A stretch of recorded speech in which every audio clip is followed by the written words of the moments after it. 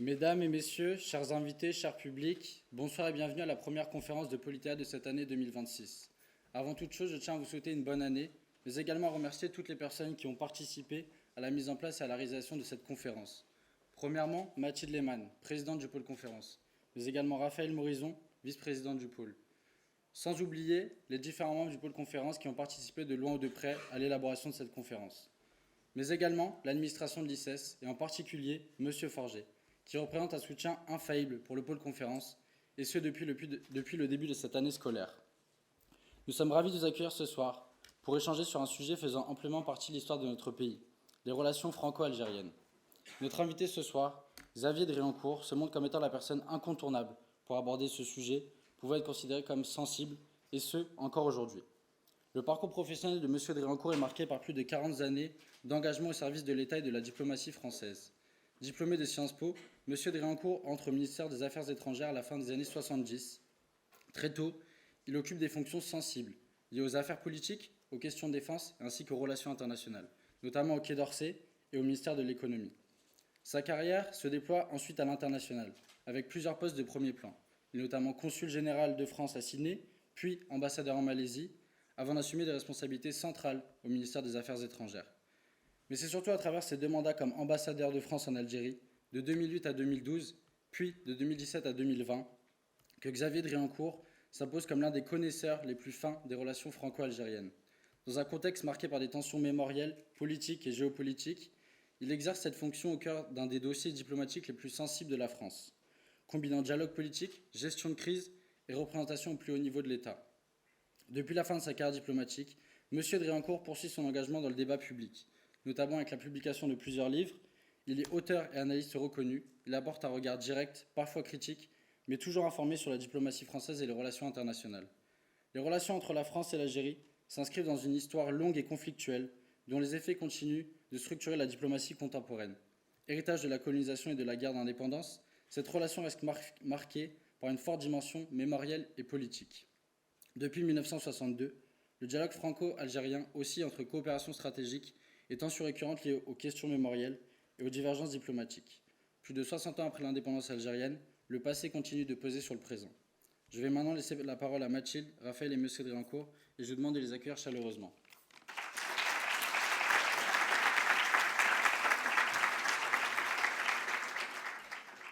Bien, bonsoir à tous et bonne année également.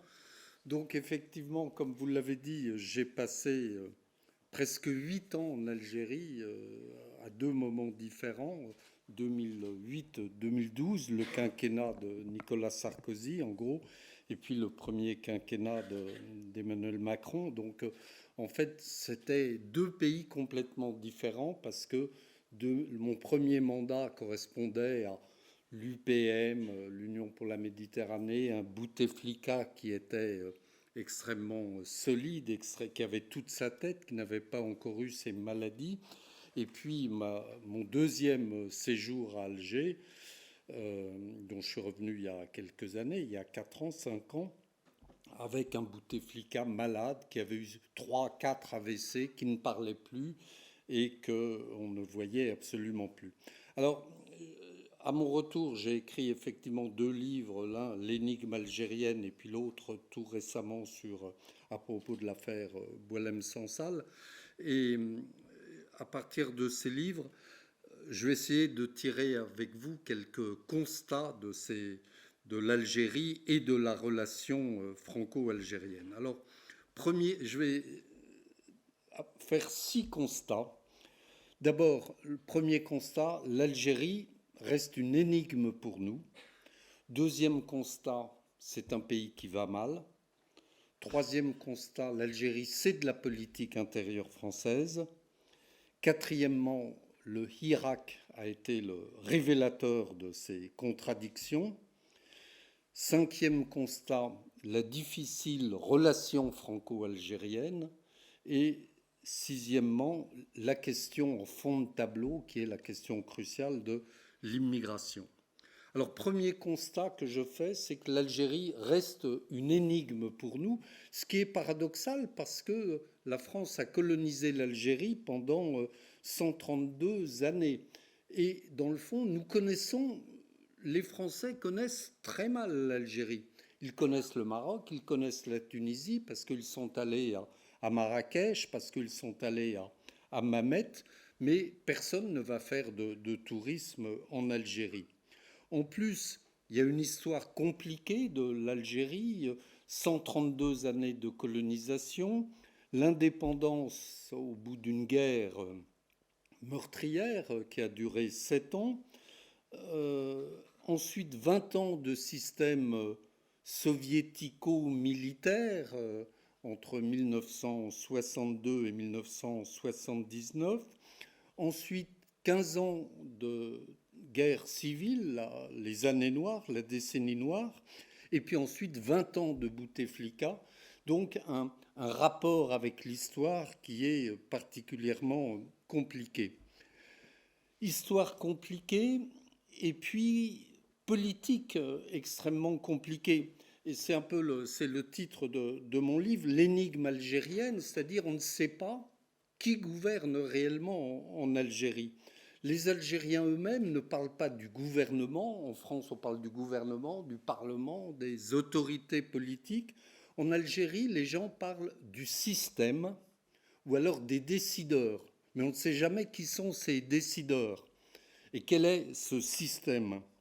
Alors, j'ai vu le système algérien évoluer. Dans mon premier séjour, il y avait un système parfait qui reposait sur 3 entités: le président de la République, Bouteflika, le chef de l'armée, le chef d'état-major de l'armée, et ensuite le chef des services de renseignement, le général Médienne, qui était à la tête des services de renseignement depuis 1979. Donc vous imaginez le nombre de choses, de secrets qu'il détenait sur le régime algérien et sur les hommes et sur le pays. Donc le système à 3 pôles fonctionnait parfaitement parce que dans un système, dans un jeu à 3, vous avez obligatoirement une alliance de 2 contre 1.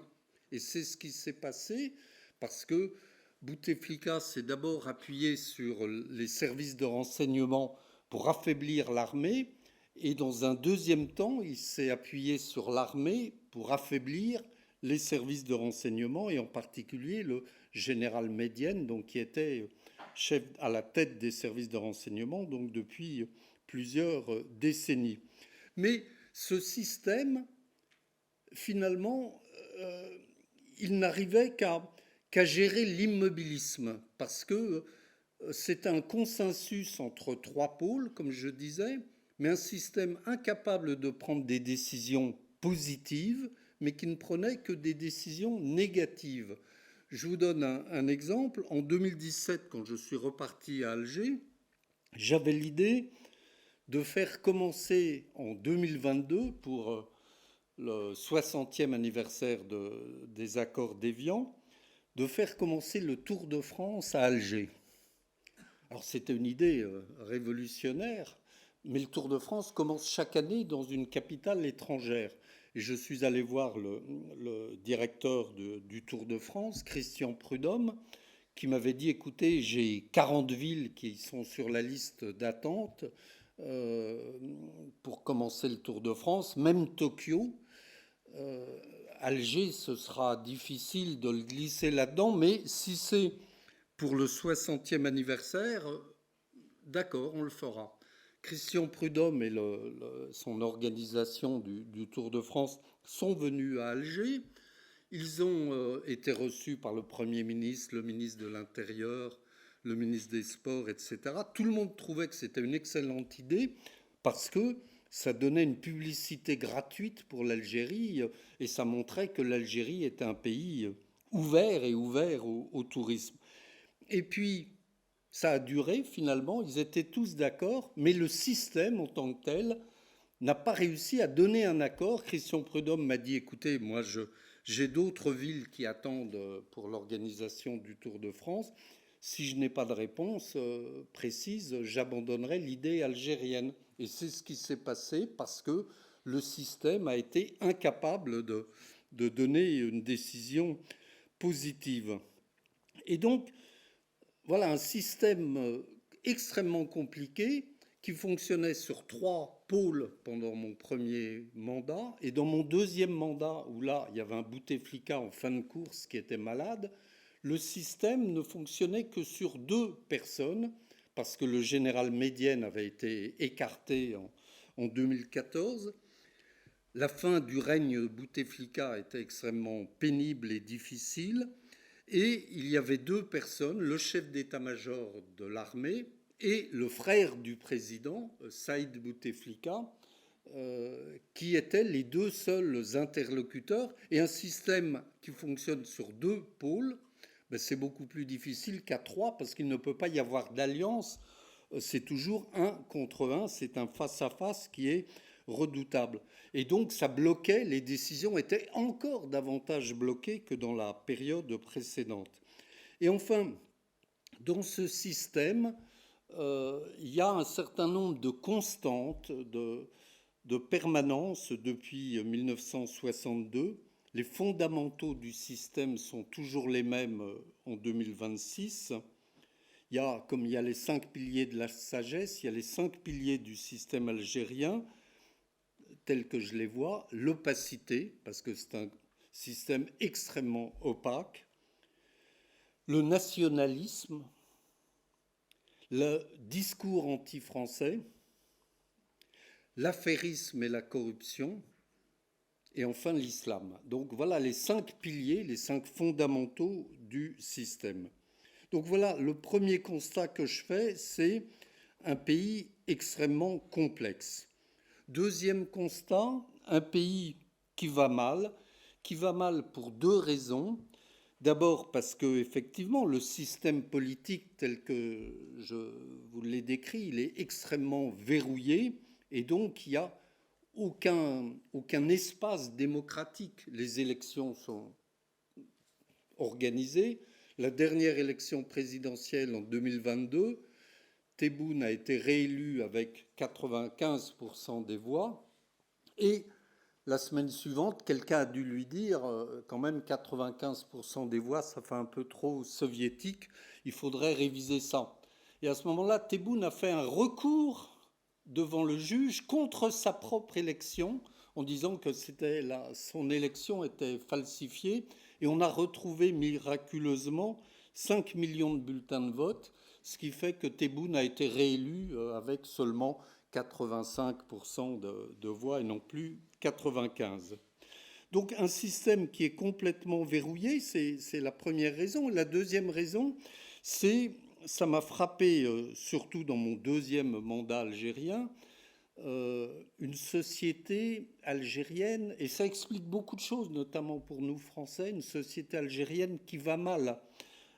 Parce qu'une société qui est frustrée par l'absence de jeu démocratique, une société qui est fatiguée par 15 ans de terrorisme, par la guerre civile des années 90-2000, ce qui a provoqué des habitudes un peu nouvelles, un repli sur soi, une religiosité accrue, fatiguée par l'absence de développement économique, par la corruption, une société qui est devenue islamisée, je ne dis pas islamiste, mais islamisée, religieuse, bigote, et ça s'est développé énormément depuis la guerre d'indépendance et depuis surtout la guerre civile.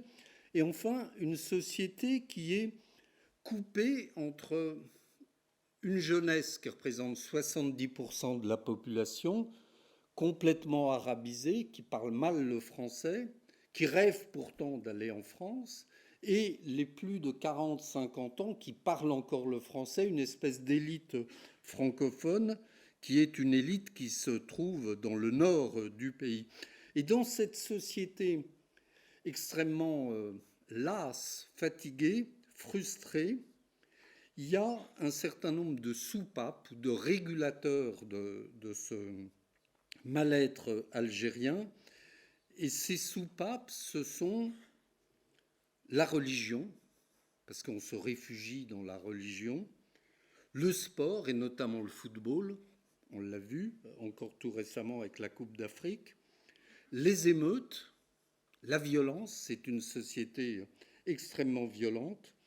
Le marché noir et tout ce qui va avec, la corruption, et les visas. Les 4 premiers régulateurs, ils sont gérés par l'Algérie, par les Algériens. Mais le dernier régulateur, c'est la France qui a le robinet des visas. D'où l'importance de la question des visas, de la question migratoire dans la relation franco-algérienne. Troisième constat, l'Algérie, c'est de la politique intérieure française, en ce sens que quand le président de la République parle du Groenland ou de l'Ukraine ou de la Chine, c'est de la politique étrangère. Mais quand il parle de l'Algérie, c'est de la politique étrangère, mais c'est aussi de la politique intérieure française, parce que il y a l'histoire, il y a la proximité géographique, le fait que 10% de la population française a un lien avec l'Algérie. 10%, c'est énorme, entre les Harkis, les Pieds-Noirs, leurs descendants, les anciens militaires du contingent qui ont fait la guerre d'Algérie, les différentes catégories d'Algériens, Algériens mononationaux, binationaux, les Français qui n'ont pas de passeport algérien mais qui sont d'origine ou d'ascendance algérienne et qui en général ont du mal à se situer, et enfin les sans-papiers. Donc ça fait une population énorme, 10% de la population française, et ces 10%, ce sont autant d'électeurs qui votent à droite pour les Harkis et les Pieds-Noirs, et puis plutôt à gauche, pour, encore pas tous, mais pour une bonne partie de la jeunesse algérienne ou des binationaux franco-algériens ou des Français d'origine algérienne. Et on le voit avec la récupération politique qu'il y a à chaque élection. Donc ça explique que l'Algérie, c'est de la politique intérieure française. Et puis, troisième raison, moi, ce qui m'a frappé durant mes 8 années de mandat en Algérie, c'est que nous avons une classe politique française qui n'est pas lucide sur l'Algérie. Parce qu'encore une fois, c'est de la politique intérieure française. Et gauche comme droite ont chacun des raisons de ne pas être lucide sur l'Algérie. Pour la gauche, le Parti socialiste et l'extrême gauche, il y a les souvenirs, les obsessions, je dirais, de la guerre d'Algérie, de François Mitterrand, ministre de l'Intérieur, puis ministre de la Justice en 1954-56. Il y a les souvenirs des 132 condamnés à mort et guillotinés sur décision du même François Mitterrand. Il y a les souvenirs des années de la décennie noire et du refus de la France de livrer des armes aux militaires algériens. Donc ces souvenirs à gauche constituent un peu des remords vis-à-vis de l'Algérie, vis-à-vis de l'histoire algérienne, et ça explique beaucoup de choses dans l'attitude des partis de gauche vis-à-vis de l'Algérie. Et pour la droite, la classe politique de droite, il y a la même chose, le même phénomène un peu inversé, mais il y a le souvenir du « je vous ai compris » du général de Gaulle, le souvenir du retour en juillet 62 des Harkis et des Pieds-Noirs, 1 million de Pieds-Noirs qui sont rentrés. Donc, vous voyez bien qu'il y a, pour la droite comme pour la gauche, il y a une espèce de complexe vis-à-vis de l'Algérie et une absence de lucidité qui explique beaucoup des contradictions de nos hommes politiques en France. Mais si l'Algérie, c'est de la politique intérieure française, la France, c'est de la politique intérieure algérienne, et le discours anti-français, ce que le président de la République appelait la rente mémorielle, ça fait partie de ces contradictions.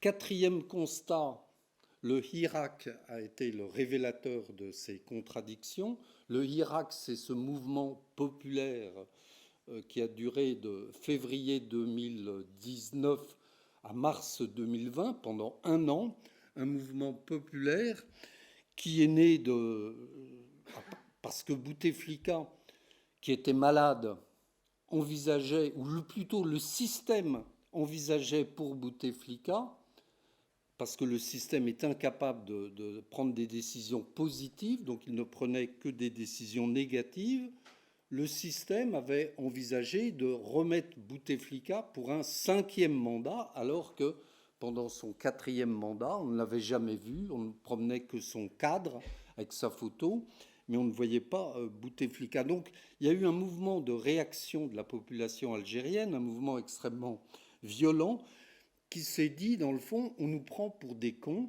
on nous a fait croire, il y a 5 ans, que Bouteflika, après son AVC, allait récupérer, allait marcher, allait parler, et puis pendant 5 ans, on a vu qu'il n'a jamais marché, jamais parlé, et on voudrait maintenant nous l'imposer pour un 5e mandat, et pourquoi pas après pour un 6e mandat. Donc il y a eu des mouvements de protestation dans tout le pays.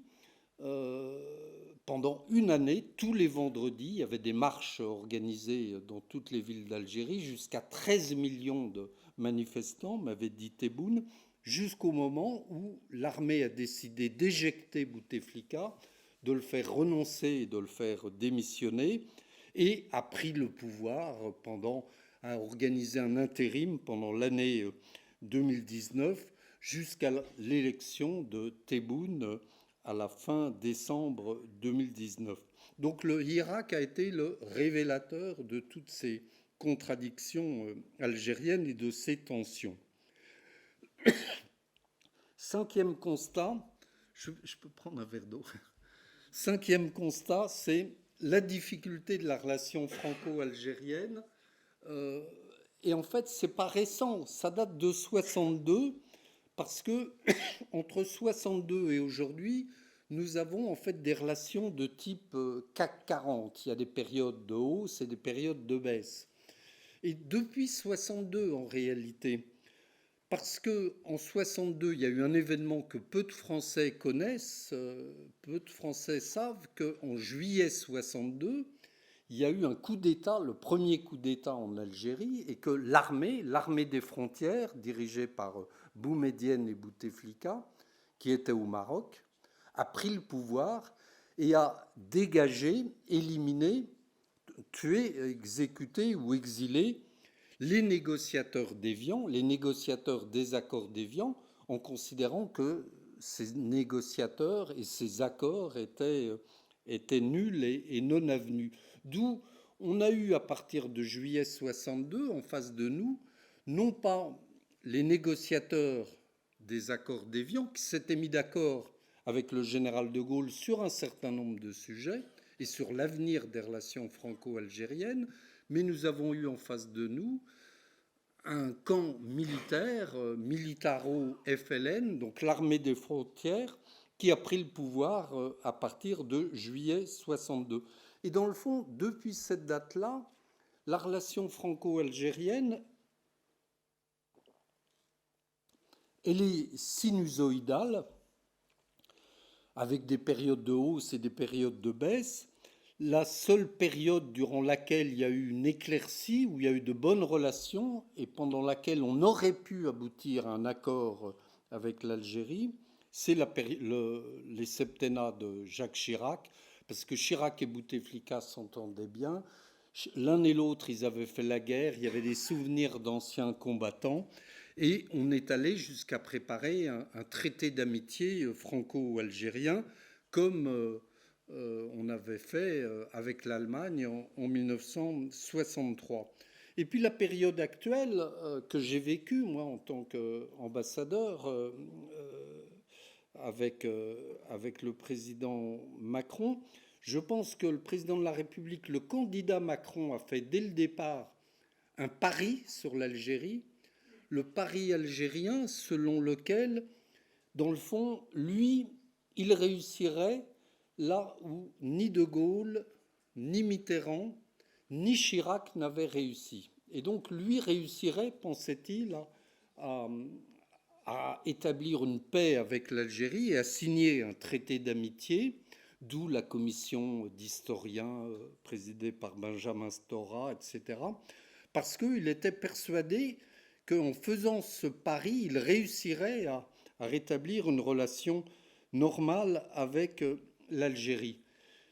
Et puis, l'histoire étant ce qu'elle est, Bouteflika était malade, Emmanuel Macron est venu à Alger dès 2017. Il y a eu sa fameuse phrase sur la colonisation, crime contre l'humanité, qui a plu à Alger, mais la phrase a déplu en France, chez toute une partie de la droite politique française et chez les pieds noirs et les harkis. Il y a eu tous les gestes mémoriels qui ont été faits par le président de la République. Il y a eu des... Bon, j'entre pas dans les détails, mais des tas de crises déjà entre Paris et Alger, avec le rappel, des rappels de l'ambassadeur d'Algérie à Paris. Et jusqu'à l'été 2024, ou le 30 juillet 2024, le président de la République, finalement, lassé de ne pas avoir de retour du côté algérien et que tous ces gestes n'aient pas eu de réaction ou n'aient pas eu de retour positif du côté algérien, il a délibérément choisi d'abandonner, de renoncer à ce pari algérien qui s'était transformé en une sorte de piège. Et donc la reconnaissance du Sahara occidental marocain le 30 juillet 2024 est là le début d'une crise majeure qui n'est pas terminée aujourd'hui. Depuis juillet 2024, le rappel de l'ambassadeur d'Algérie à Paris, donc il n'y a plus d'ambassade d'Algérie à Paris, les provocations vis-à-vis de Kamel Daoud, quand il a obtenu le prix Goncourt, l'arrestation de Boualem Sansal et l'emprisonnement de Boualem Sansal pendant plus d'un an, l'absence de reprise des fameux OQTF, dont maintenant tout le monde connaît le sigle, les influenceurs algériens dans la politique française, donc une crise sans précédent, le rappel de l'ambassadeur de France à Alger, et je ne vois pas, on en reparlera peut-être, mais je ne vois pas comment ça va se terminer dans ce contexte avant la fin du quinquennat d'Emmanuel Macron. Et dans cette relation, le problème dans cette relation, c'est que nous nous sommes laissés piéger, nous nous sommes laissés enfermer dans deux sujets, l'immigration, les visas, et la mémoire. Ce sont les deux seuls sujets dans la relation franco-algérienne. L'immigration, les visas, je n'y reviens pas, on en parle régulièrement, des OQTF, des laissez-passer consulaires, des visas pour les Algériens, de l'accord franco-algérien de 1968.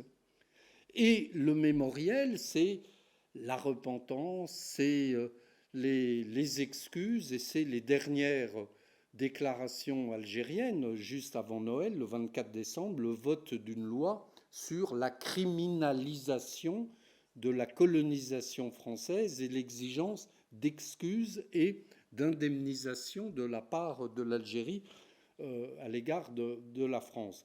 Donc nous sommes enfermés dans ce piège mémoire et visa.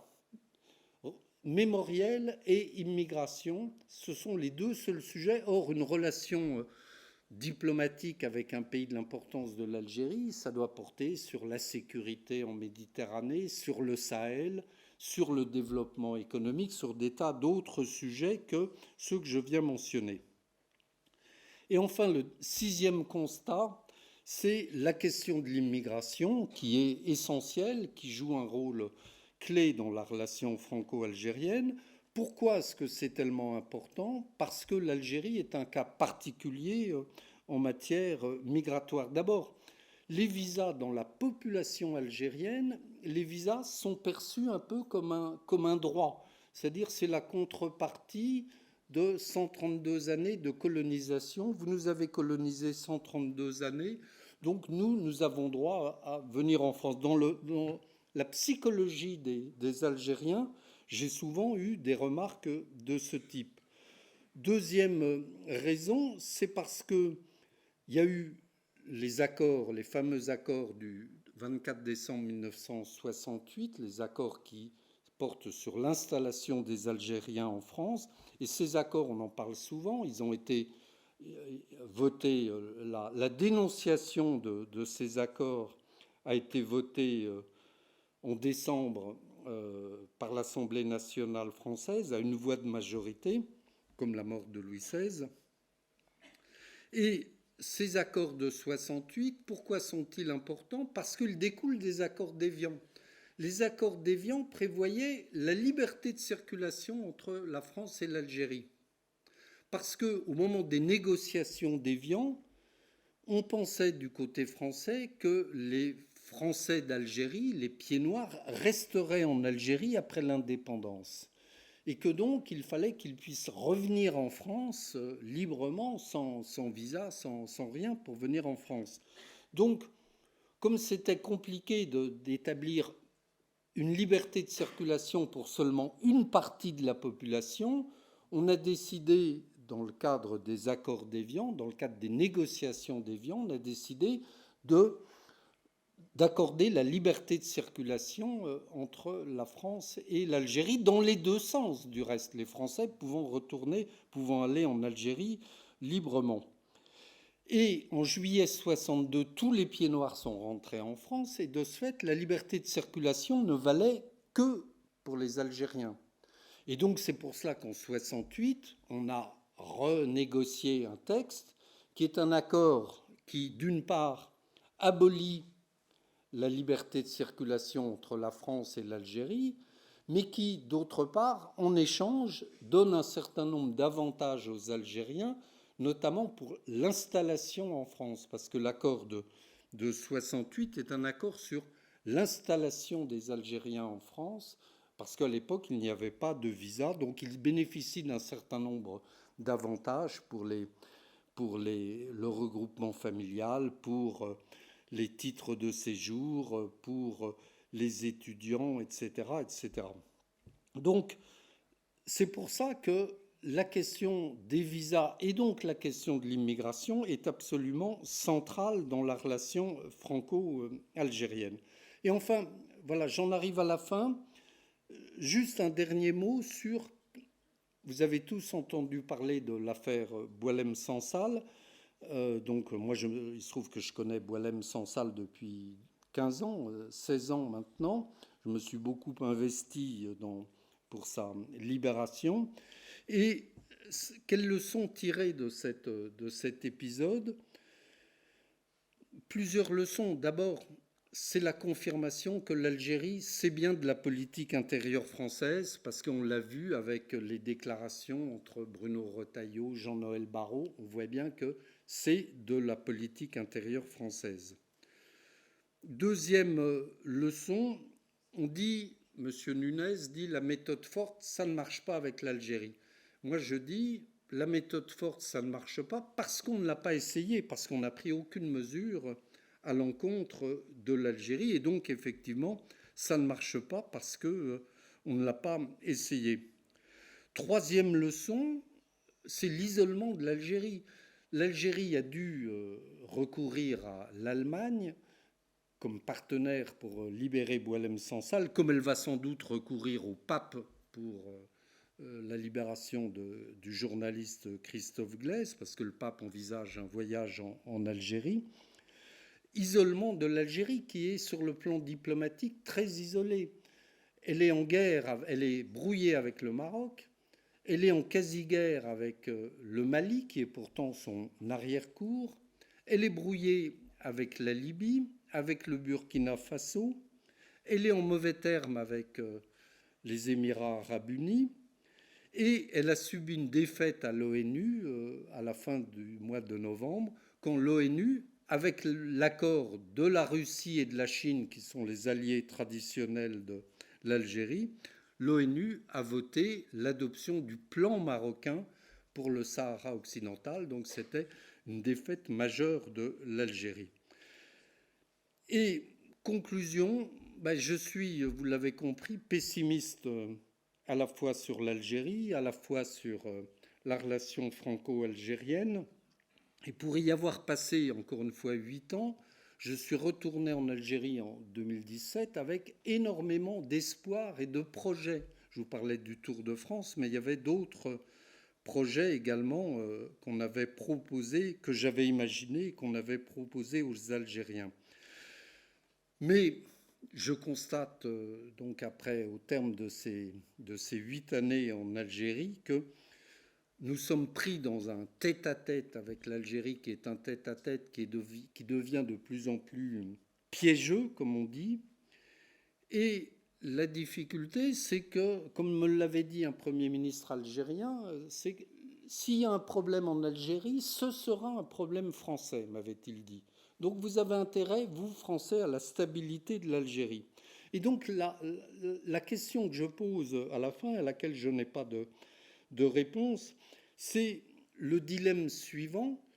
Nous avons intérêt à la stabilité de l'Algérie, parce que nous n'avons aucun intérêt à avoir une deuxième Libye à 800 km de Marseille, surtout avec l'environnement migratoire et politique que je vous ai décrit. Mais est-ce que la stabilité de l'Algérie, est-ce que ça veut dire le statu quo indéfini? Et je n'ai pas la réponse à cette question, mais je suis pessimiste. Voilà.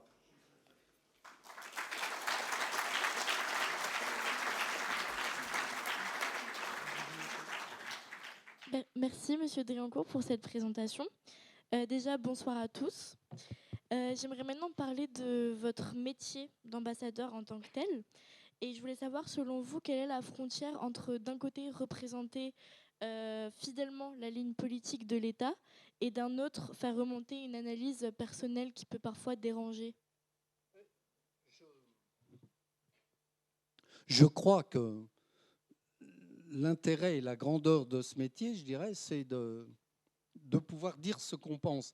Au risque de vous étonner, je trouve que pendant mes 40 ans au Quai d'Orsay, j'ai bénéficié d'une énorme liberté, aussi bien à Paris qu'en poste, en Malaisie, en Algérie. Et l'Algérie, vous l'imaginez, c'est le pays ou un pays qui est le plus observé par l'Élysée, par le Quai d'Orsay, parce que, encore une fois, l'Algérie, c'est de la politique intérieure française. Mais même dans ce contexte, j'ai trouvé que j'avais une énorme liberté en tant qu'ambassadeur et je ne me suis pas auto-censuré. Et à Paris, encore davantage. À Paris, je me suis opposé à deux ministres auxquels j'avais même remis ma démission parce que j'estimais qu'ils me faisaient faire des choses qui n'étaient pas déontologiquement correctes. Donc, voilà, mais on peut concilier, je crois. Il faut dire les choses. On ne vous en veut pas si vous dites les choses. Cette fois-ci, la question est pour moi.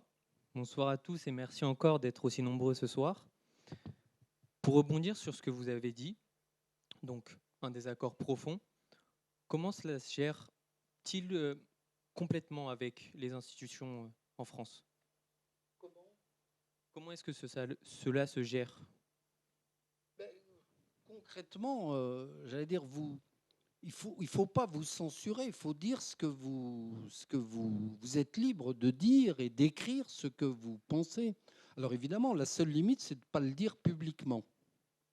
Mais vous pouvez dire, vous pouvez expliquer ce que vous pensez. Vous pouvez dire, je me souviens de l'avoir dit au président de la République, parce qu'un jour, pendant le Hirak, on m'a dit, le président Macron va vous appeler demain à 11h. Donc, j'ai eu une demi-heure d'entretien téléphonique avec le président de la République.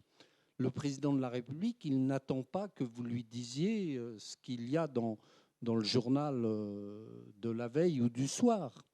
Il attend que vous lui donniez un avis, même si cet avis, voilà, il peut être différent de la politique parisienne.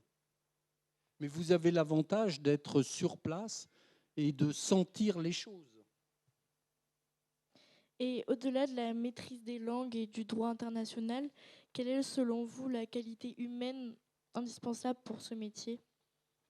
Pour un diplomate, Oui. ben, c'est d'abord, je dirais, de savoir décider. Il ne faut pas tourner autour du pot. La langue de bois diplomatique, ça va bien. Monsieur de Norpois, c'était au siècle précédent.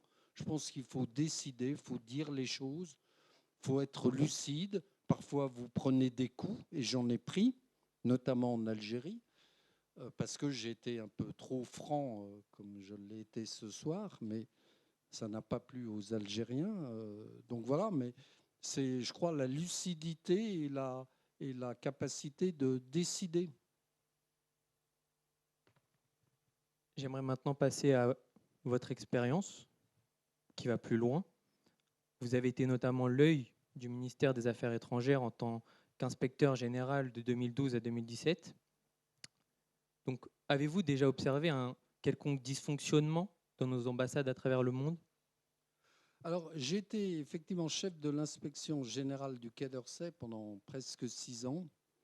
Et c'est le poste que j'ai préféré à Paris, parce que d'abord, on voit avec un certain recul le fonctionnement de nos ambassades et de nos consulats à l'étranger.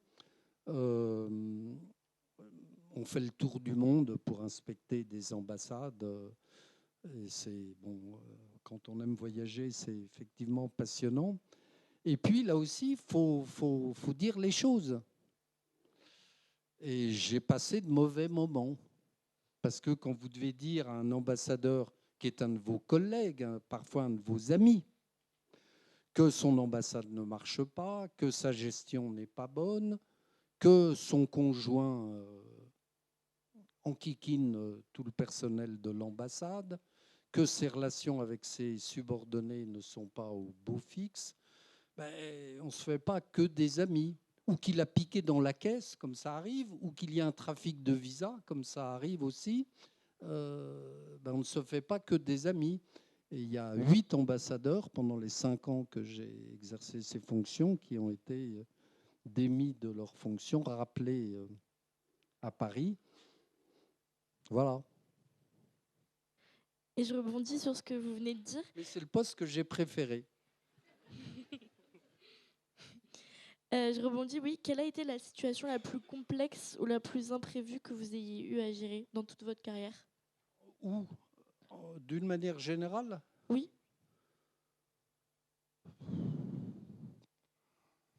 il y a plusieurs cas.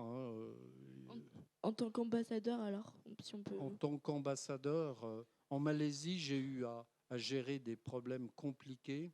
Il y avait eu, ça ne dit pas grand-chose aujourd'hui, l'enlèvement, le premier enlèvement de Français qui étaient sur une île, l'île de Jolo, dans la mer de Chine, une île, l'île de Sipadan, plus exactement, qui est le paradis des plongeurs. Et les pirates sont venus enlever tous les touristes qui étaient sur cette île, les ont emmenés dans une petite barque à moteur sur l'île de Jolo. La crise a duré 6 mois et ça n'a pas été très simple, voilà, parce que dans ce cas-là, les gestions de crise sont toujours très, très compliquées. Et en Algérie, j'ai eu beaucoup de problèmes quand même très complexes à résoudre. Vous avez récemment écrit un article dans le journal du dimanche sur l'inquiétant monopole de l'Élysée sur la politique étrangère. Si, comme vous l'écrivez, tout se décide à l'Élysée et que le Quai d'Orsay n'est plus qu'une, entre guillemets, agence d'exécution, quel est le réel rôle du ministre des Affaires étrangères aujourd'hui? Aujourd'hui, le ministre des Affaires étrangères, soyons francs, ce n'est qu'un exécutant de l'Élysée, un porte-parole de l'Élysée. C'est le thème de cet article, comme quoi on est passé, le titre de l'article, c'est on est passé du domaine réservé au domaine monopolisé par l'actuel président de la République. Il y avait cette vague notion de domaine réservé qui avait été inventée sous le général de Gaulle, qui englobait la diplomatie, la défense et l'Algérie, justement. Et puis, bon, c'était les domaines dans lesquels le président de la République intervenait assez directement et en s'appuyant sur des ministres forts. Maurice Couve de Murville, qui est resté 10 ans au Quai d'Orsay, Pierre Messmer, qui est resté 8 ans au ministère de la Défense, des Armées, comme ça s'appelait. Et voilà. Après, il y a eu, malgré tout, après l'élection du président au suffrage universel, et puis ça s'est accentué avec Valéry Giscard d'Estaing, sous François Mitterrand également, qui se méfiait un peu du Quai d'Orsay et de l'État profond, comme on dit. Et puis après, sous Nicolas Sarkozy et aujourd'hui sous Emmanuel Macron, où ça atteint des proportions qui n'avaient jamais été atteintes. C'est-à-dire la politique étrangère est vraiment décidée, exécutée, pensée, conçue à l'Élysée. Et donc, voilà, d'où le constat que je fais dans cet article. Vous avez été directeur des ressources humaines. Et donc, pensez-vous que le profil type du diplomate qui sort de grandes écoles est toujours adapté aux nouvelles formes de diplomatie aujourd'hui avec le numérique, les réseaux sociaux, tout ça? Mais vous savez, le recrutement des diplomates est beaucoup plus varié qu'on ne le pense. Il y a effectivement ceux qui, comme moi, ont fait Sciences Po, du droit, l'ENA, etc., qui sont entrés directement au Quai d'Orsay. Il y a aussi le concours d'Orient, qui est un concours pour des gens qui parlent l'arabe, le chinois, le wolof, le peul ou d'autres langues rares. Et souvent, du reste, on trouve dans ces catégories de gens qui candidatent au concours d'Orient des binationaux qui ne viennent pas de la voie royale.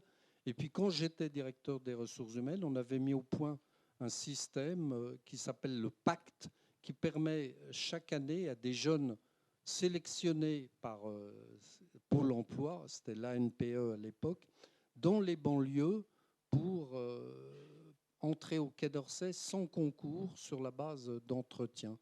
Donc voilà, il n'y a pas de profil type du Quai d'Orsay, en tout cas aujourd'hui en 2026. Ce n'était pas le cas.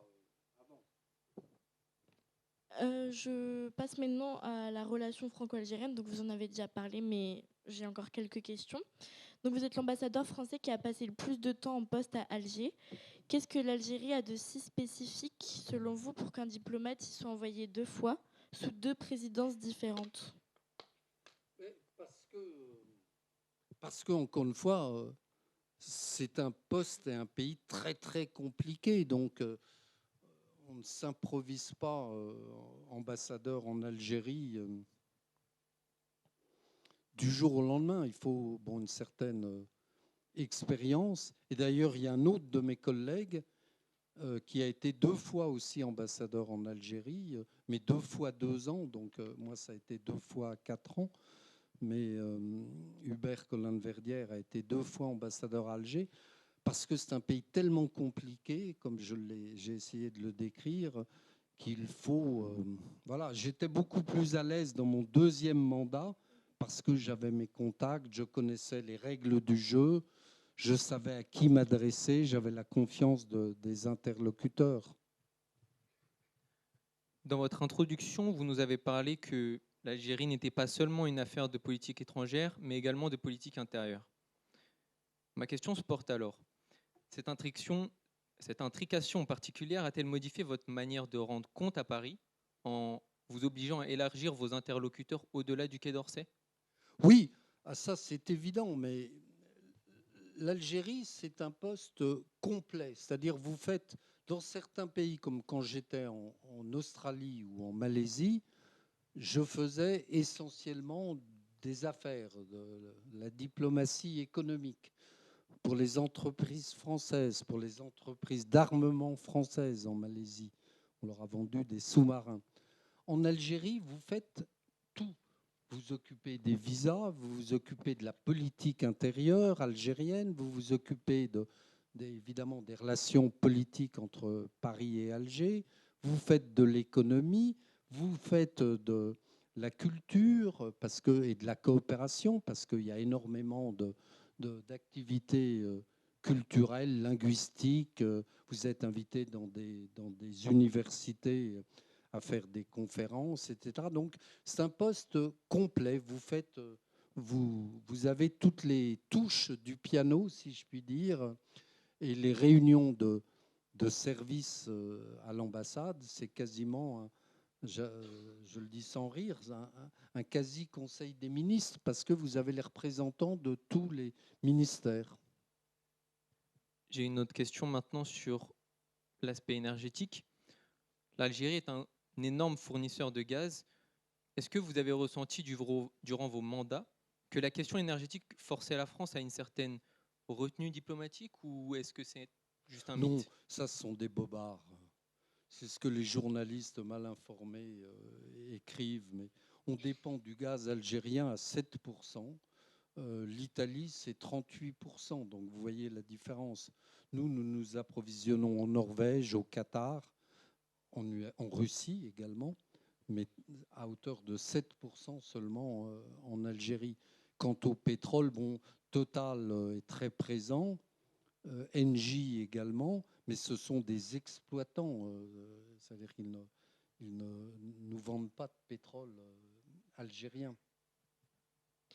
Et j'aimerais savoir quel est aujourd'hui l'impact réel de la guerre d'Algérie sur les relations franco-algériennes modernes. Ben, je l'ai dit tout à l'heure, nous nous sommes laissés enfermer dans cette double question, les visas et la mémoire. Et la mémoire, c'est la guerre d'Algérie. Et c'est la colonisation. Et donc, les Algériens arrivent à nous, j'allais dire, nous tenir.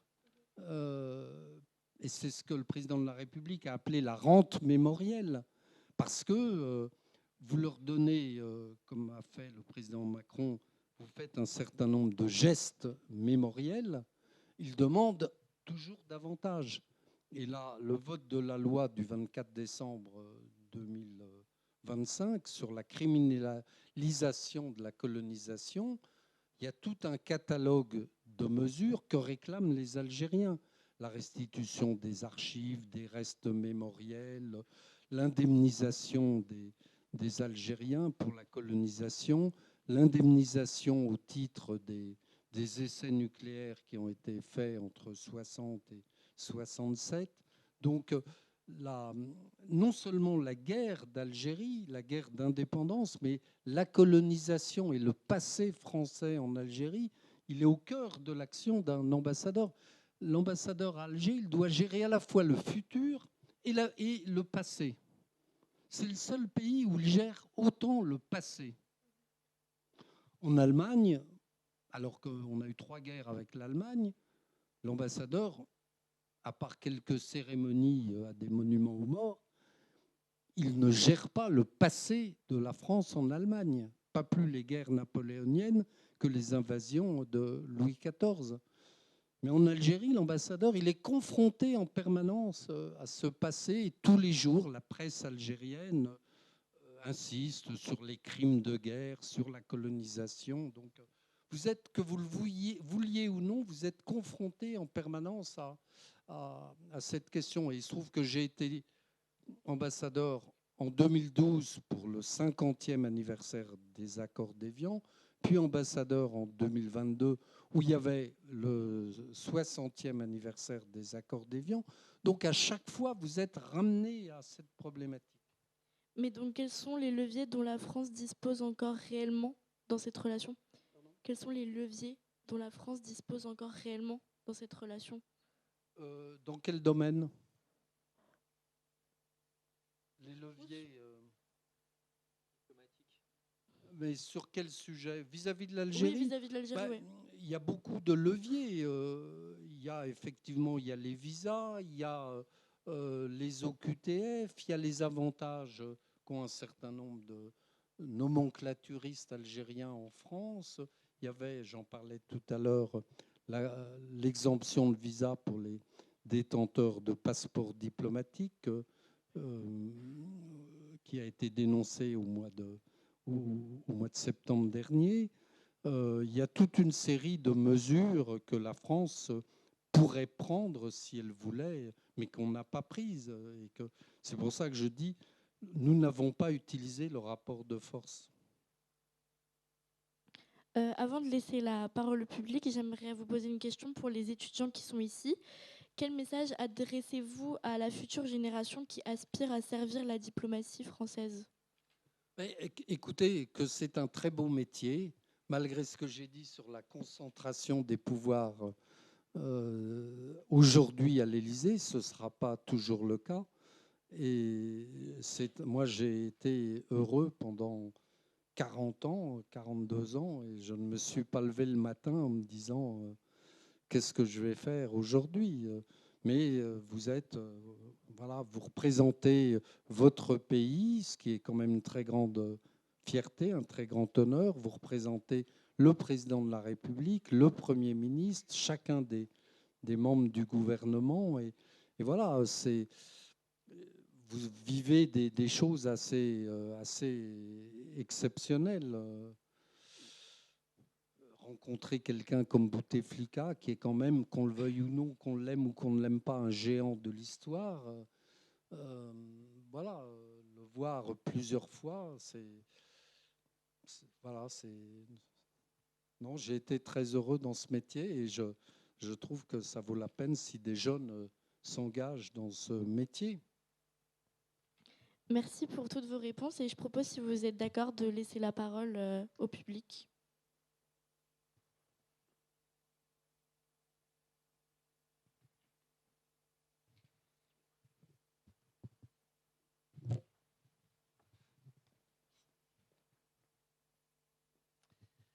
Merci, monsieur l'ambassadeur, mon cher Xavier, que j'ai déjà eu le plaisir d'accueillir à la Chaboterie, un endroit de liberté aussi, il y a quelques années.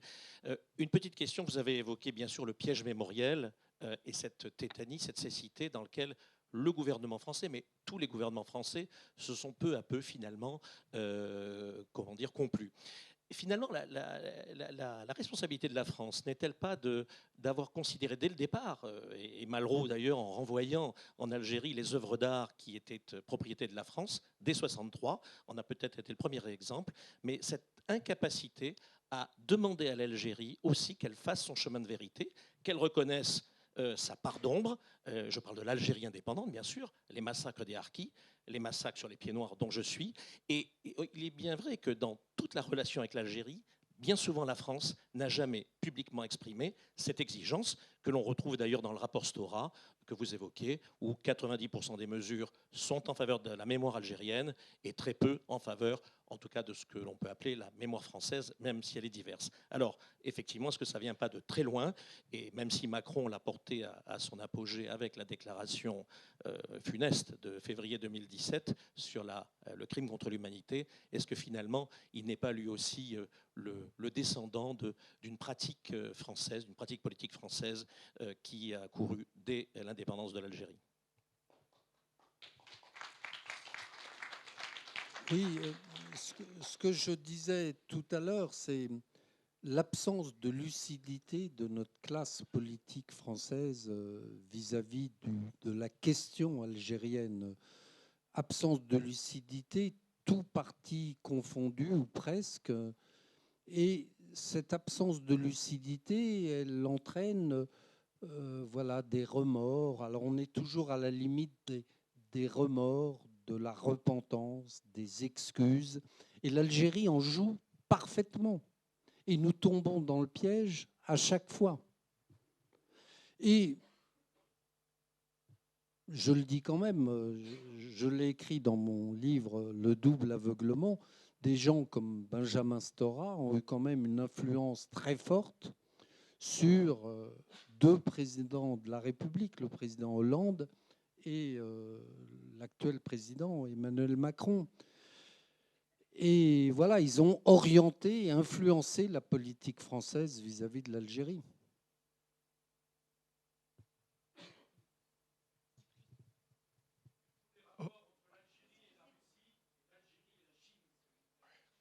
Algérie et Russie et Algérie et la Chine.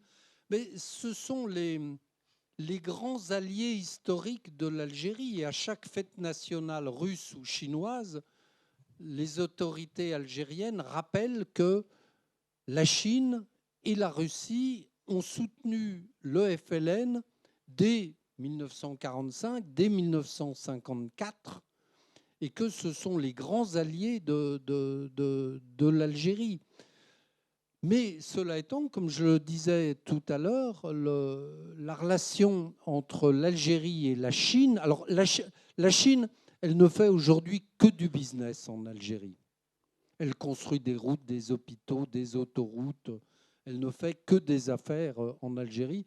Et mon homologue chinois m'avait dit que la Chine avait importé, si je puis dire, 100 000 travailleurs chinois en Algérie et qui restaient souvent en Algérie après avoir construit les autoroutes et les hôpitaux. Et avec la Russie, les relations sont plus compliquées. La Russie est un pilier de l'alliance avec l'Algérie, mais les relations sont moins faciles. Parce que, par exemple, il y a eu Wagner qui s'est battu au Mali contre l'Algérie ou contre les soutiens de l'Algérie au Mali.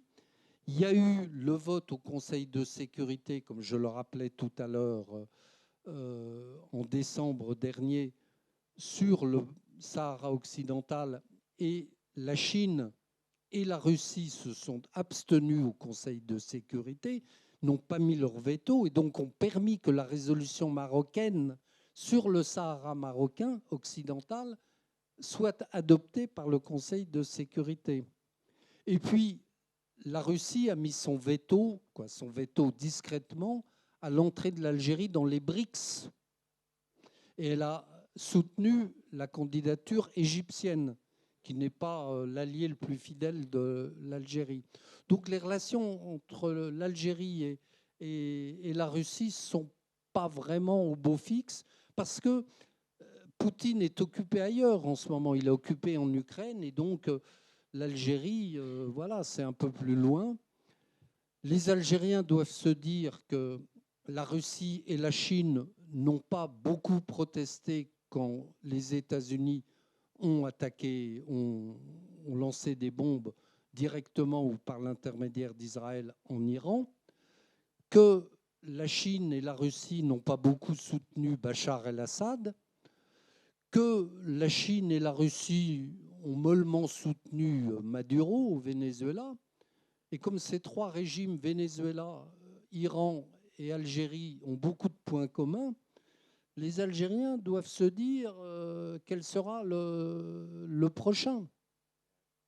Donc tout n'est pas si clair. Avec la Tunisie, ils sont bons. L'Algérie a un peu pris la main sur la Tunisie actuellement. S'il vous plaît, est-ce que vous ne pensez pas que l'Algérie utiliserait comme moyen de pression sur la France le fait que les services secrets et les services de renseignement coopèrent ou pas pour l'action antiterroriste internationale? Moi, mon sentiment personnel, c'est qu'on surestime ce point.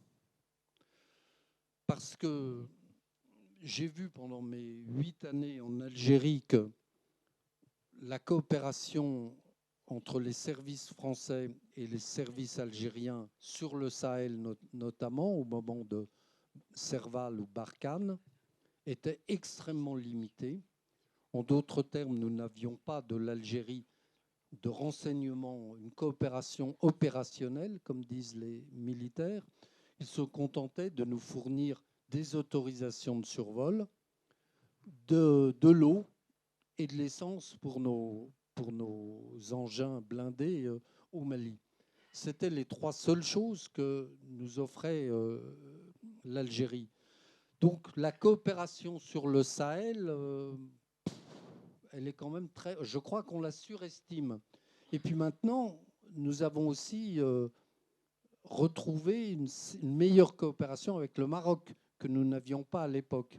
Alors en revanche, ce qui peut être important, et ce qui était important dans les années 90 au moment de la guerre civile algérienne, et qui est encore important aujourd'hui, c'est que les services de renseignement intérieurs et pas extérieurs algériens nous signalent les Algériens radicalisés ou terroristes qui viennent en France et qui nous disent, il y a monsieur Raphaël Morison qui a demandé un visa, mais on sait que c'est un dangereux terroriste, donc on vous prévient. Alors ça, effectivement, ça nous manque aujourd'hui parce qu'ils ont expulsé les agents de la DGSI qui étaient en poste à l'ambassade à Alger.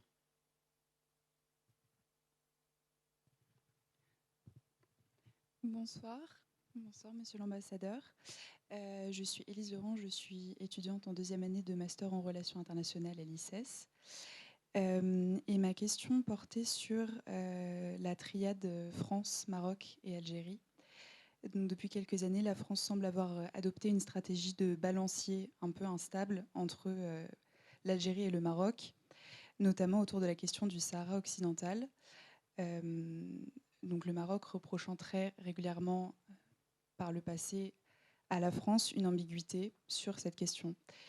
Cette posture a conduit Paris à enchaîner plusieurs crises diplomatiques. Pensez-vous que la France peut trouver, maintenant qu'elle a pris la décision de reconnaître le plan d'autonomie, un juste milieu crédible et durable entre l'Algérie et le Maroc, sans trop affaiblir son influence régionale qui est sérieusement endommagée? Écoutez, la période où la France a une politique à peu près équilibrée entre l'Algérie et le Maroc, parce que les relations entre l'Algérie et le Maroc, elles sont mauvaises depuis 1960 en gros. J'ai retrouvé du reste dans les archives du Quai d'Orsay le compte-rendu d'un entretien rédigé par Maurice Couve de Murville qui rapporte une conversation entre le général de Gaulle et le roi Hassan II. Et le général de Gaulle demande à Hassan II comment vous voyez l'Algérie après 1962, après l'indépendance.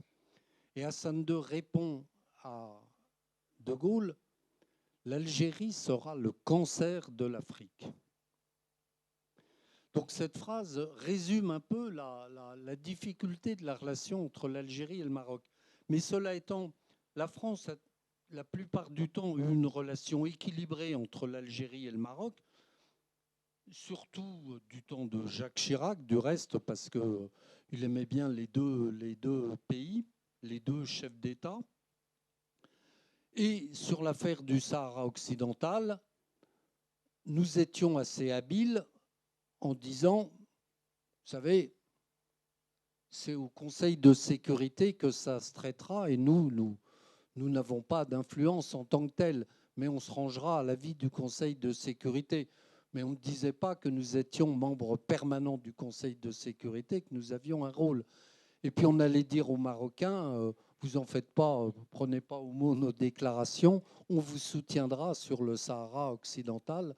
Donc cet équilibre, il a été rompu en juillet dernier, parce que le président Macron a décidé de lâcher cette position et de reconnaître officiellement la marocanité, comme on dit, du Sahara occidental. Et d'où la crise actuelle. Donc nous en sommes là. Alors je ne critique pas cette position, mais je pense qu'elle a été mal préparée. Et que j'imagine que le président de la République ne s'est pas levé le 9 juin 2025-24 en se disant « Tiens, ce soir, je vais dissoudre l'Assemblée nationale ». Pas plus qu'il ne s'est levé le 30 juillet 2024 en se disant « Aujourd'hui, je vais reconnaître le Sahara occidental marocain ». Je pense que ça avait été préparé, mais ça a été mal préparé. C'est-à-dire si cette décision elle avait été mûrie, je pense que dès le mois de janvier 2024, le président aurait réuni Bruno Retailleau, Jean-Noël Barrot, le Premier ministre, le ministre de la Défense, en leur disant « Les gars, je vais reconnaître le Sahara occidental en juillet. Vous avez 6 mois pour me proposer des mesures à prendre vis-à-vis de l'Algérie parce que ça va tanguer à Alger. » Et je pense qu'on n'a pas fait cet effort. Et on le paye. On l'a payé, on le paye aujourd'hui. Bonsoir, monsieur Driancourt. Je suis en 2e année je suis en double licence d'histoire et sciences politiques. Ma question est la suivante. Alors, vous avez indiqué dans l'un de vos 6 constats que la question algérienne constituait à la fois un élément de politique extérieure, ainsi que de moitié un élément de politique intérieure. Est-ce que dans les propos que vous avez tenus, donc loin de là un élément polémique ou quoi, est-ce que vous remettez partiellement en cause la capacité de l'État algérien à être souverain? Et de ce fait, est-ce que vous alignez-vous aux propos du président donc, de Gaulle tenus dans les années 60 ? Sur l'État algérien, pardon? Comment? Quelle est votre question sur est-ce que vous remettez partiellement en cause la capacité de l'État algérien à être souverain? à quoi? À être souverain. À être Souverain. souverain? Préciser. Dans le sens où s'il y a une gestion de la France dans les affaires algériennes, est-ce que l'Algérie est-elle vraiment souveraine, selon les propos tenus, quoi? Je pense que l'Algérie aujourd'hui, et c'est une grande différence entre Bouteflika et Tebboune, Bouteflika ne s'intéressait pas ou peu à la politique intérieure française et peu ou pas aux Algériens de France. Alors que Tebboune, son modèle, c'est Erdogan. Et il a compris le rôle que pouvait avoir Erdogan vis-à-vis de la communauté turque en Allemagne, et il veut faire la même chose avec la communauté algérienne en France. Donc voilà la grande différence, et ça, c'est pas de la souveraineté, c'est de l'ingérence dans les affaires intérieures.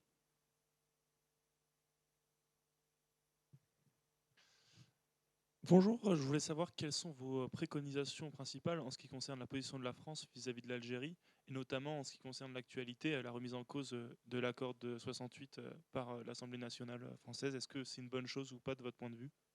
Mais la résolution qui a été votée au mois de décembre, ce n'est qu'une résolution.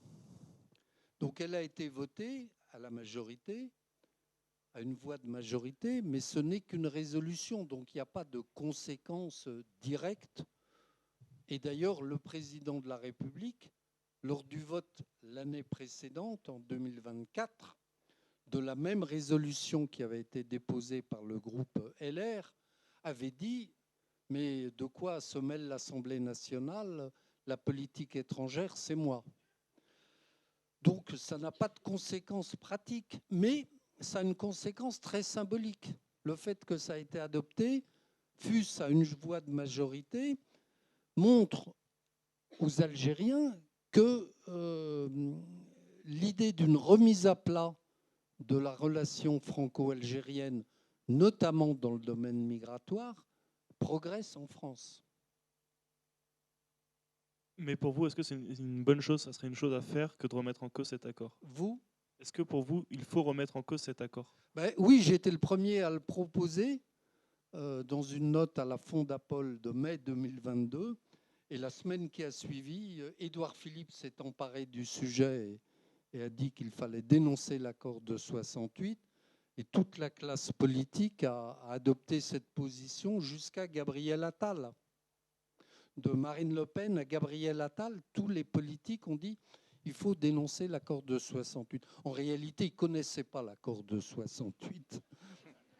Mais quand ils ont lu la note à la Fondapol, que je vous conseille de lire, ils ont vu que les avantages accordés aux Algériens en 1968, en 2026, ils n'ont plus lieu d'être.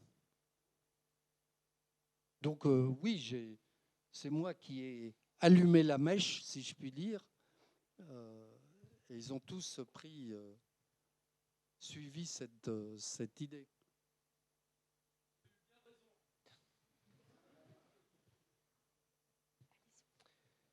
Et on me le reproche assez. Monsieur l'ambassadeur, donc David Heurtry, maître de conférence. Oui, bonsoir, monsieur l'ambassadeur.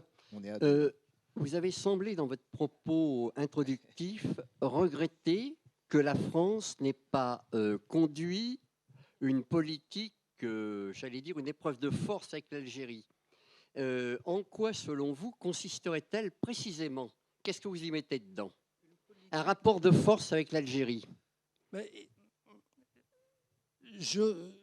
je trouve qu'avec l'Algérie, nous faisons preuve depuis 1962 d'une très forte bienveillance. C'est-à-dire qu'on excuse quasiment tout ce qu'ils font, ou en tout cas, on ne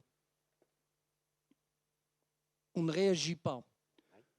Quand la loi de décembre 2024-25 sur la criminalisation de la colonisation a été votée, le ministre des Affaires étrangères s'est contenté de déplorer.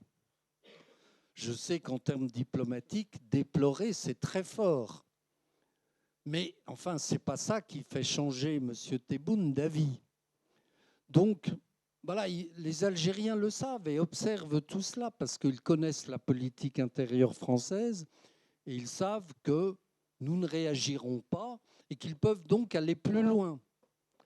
Donc voilà, je dis, il faut, et je l'ai dit à Bruno Retailleau lorsqu'il était ministre de l'Intérieur, je lui ai dit, voilà les mesures que vous pourriez envisager vis-à-vis de l'Algérie.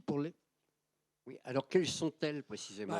Évidemment, l'accord sur les passeports diplomatiques, parce qu'un ami algérien me disait lui-même, ça a été la nuit du 4 août en Algérie. Les épouses de militaires ou d'hommes politiques algériens qui pouvaient venir en France chaque week-end sans visa, mais parce qu'elles avaient un passeport diplomatique, elles ne peuvent plus aujourd'hui. L'accord de 1968, les biens des Algériens en France, le contrôle d'échange. Il faut savoir que le dinar algérien est inconvertible. Non seulement il est inconvertible, mais il y a un marché noir parallèle en Algérie qui va du simple au double. Donc, il doit bien y avoir un moyen de se procurer de l'argent pour investir en France. Donc, il faudrait ne serait-ce qu'annoncer une enquête de l'inspection des finances sur les trafics d'euros concernant la nomenclature algérienne, les biens algériens en France. Il y a toute la mosquée de Paris, le recteur de la mosquée de Paris, qui est le président du comité de soutien à Tebboune. Je suis désolé, mais le cardinal Vesco à Alger n'est pas président du comité de soutien à Emmanuel Macron ou à X ou Y. Monsieur l'ambassadeur, je vous remercie de votre franchise dans vos exposés et de votre clarté dans vos positions. Et vous parliez tout à l'heure du fait qu'on a fait beaucoup de repentance par rapport à l'Algérie, on s'est mis à plat ventre, on continue à le faire, et puis on le fera longtemps si ça continue, parce qu'il n'y a pas beaucoup de gens qui ont de courage comme le vôtre. Mais d'un autre côté, puisque c'est à la psychologie un petit peu que ça marche de temps en temps, on parle de repentance, cette affreuse colonisation qu'il y a eu. Est-ce que quelqu'un rappellera un jour aux Algériens ce qu'était l'Algérie avant la colonisation et tout ce qu'elle a fait subir comme esclavage, comme choses comme ça? Est-ce que ça ne serait pas aussi un moyen de renvoyer la balle, hein? Parce qu'il n'y a pas que les échanges de coups actuels, bon, on se repent, on se met à genoux, il faut vous mettre à plat ventre. Il y a peut-être aussi le fait qu'il y a des ripostes comme ça qui pourraient être bienvenues. Alors, Emmanuel Macron, dans un de ses instants de lucidité, a dit le 21 octobre 2021, mais il croyait qu'il n'y avait pas de journaliste dans la salle, mais il y avait un journaliste du Monde qui l'a retranscrit. Il a dit l'Algérie, il n'y avait pas d'Algérie, il n'y avait pas d'État algérien avant 1830. Bon, les Algériens ont lu le compte-rendu publié par Le Monde, que je vous conseille aussi de lire, et ils ont rappelé leur ambassadeur à Paris pour la première fois. Et puis, Boualem Sansal a dit la même chose en 2024. Il lui est arrivé qu'il a été arrêté à son retour d'Alger immédiatement. Donc, effectivement, nous ne le disons pas, mais... Et les Algériens en profitent.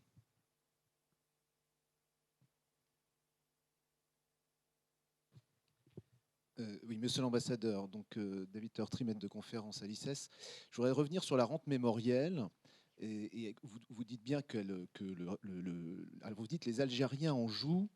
Ne serait-il pas plus juste de dire le régime algérien en joue avec la France, mais est-ce qu'il n'en joue pas tout autant avec son propre peuple? Et dans quelle mesure, finalement, nous n'alimentons pas la survie du régime algérien en jouant ce jeu de la repentance et en tout cas de cette rente mémorielle? Oui, vous avez raison, le régime algérien joue de cette posture qu'il exploite à fond, le discours anti-français, qui a pris une influence, une place dans le débat politique algérien, une place de plus en plus forte. Et aujourd'hui, ce qu'on sous-estime ou ce qu'on ignore à Paris, c'est qu'il y a une alliance objective entre les islamistes et les militaires algériens qui, pour des raisons différentes, ont le même agenda, c'est-à-dire éradiquer l'influence française, l'influence politique, l'influence économique, l'influence culturelle et linguistique, et évidemment alimenter le discours anti-français. Les militaires, c'est parce que la France, c'est l'ennemi de la guerre d'indépendance, et les islamistes, c'est parce qu'ils veulent éradiquer tout ce qui n'est pas halal, politiquement halal.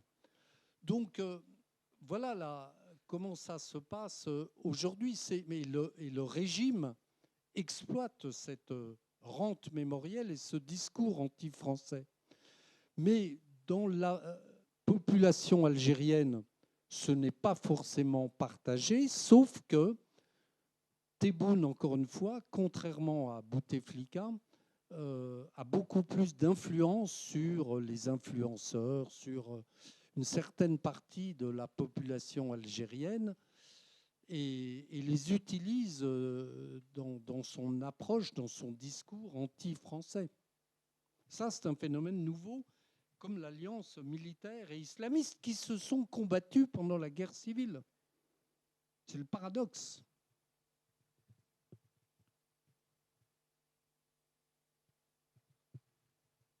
Bonjour. Bonjour, je suis Jérôme Motu et je me pose la question, combien en argent public la France donne à l'Algérie? Combien ça lui coûte? Alors, il y a des chiffres contradictoires, parce que ça dépend ce qu'on met dans ce qu'on comptabilise. Madame Knafo a chiffré cela à 8 milliards d'euros par an. Moi, je mets en doute ces chiffres-là et je lui ai dit. Mais il y a eu en revanche, je vous conseille aussi de le lire, le rapport écrit par le député Charles Rodwell au mois de décembre ou novembre dernier, que vous trouvez sur le site de l'Assemblée nationale, qui est un rapport sur le coût de l'immigration algérienne en France. Et lui, à partir de toutes les réponses qu'il a eues des ministères des Finances, de l'Intérieur et de la Santé et des Affaires sociales et des hôpitaux, etc., il chiffre le coût de l'immigration algérienne à 2 milliards par an. Donc voilà, tout dépend de ce que vous mettez dans le coût en question. Oui, juste une question, s'il vous plaît.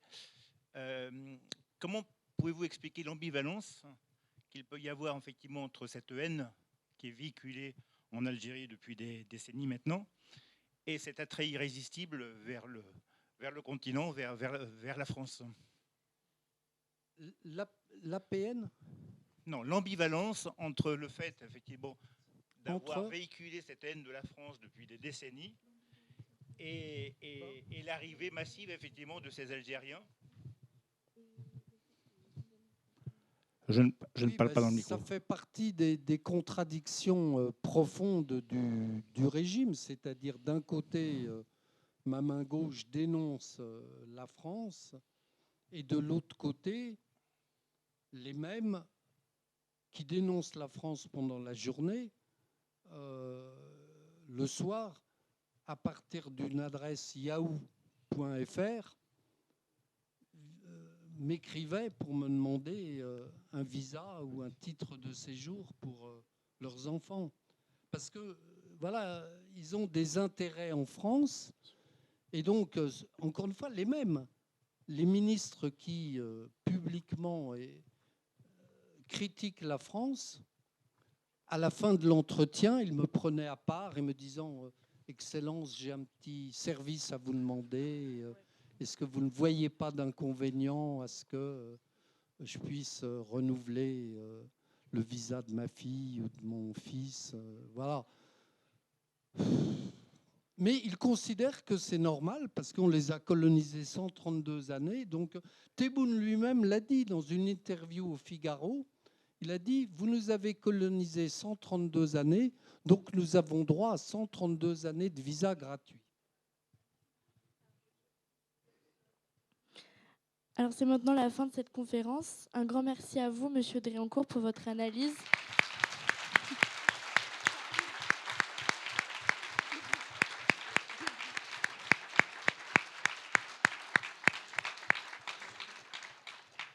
Donc, un grand merci pour votre analyse et d'avoir fait le déplacement. C'était un honneur de vous recevoir. Et merci à vous, cher public, d'avoir été si nombreux ce soir. Je vous invite à la prochaine conférence pour le grand débat des élections municipales le 11 février 2026. Merci à tous et bonne soirée.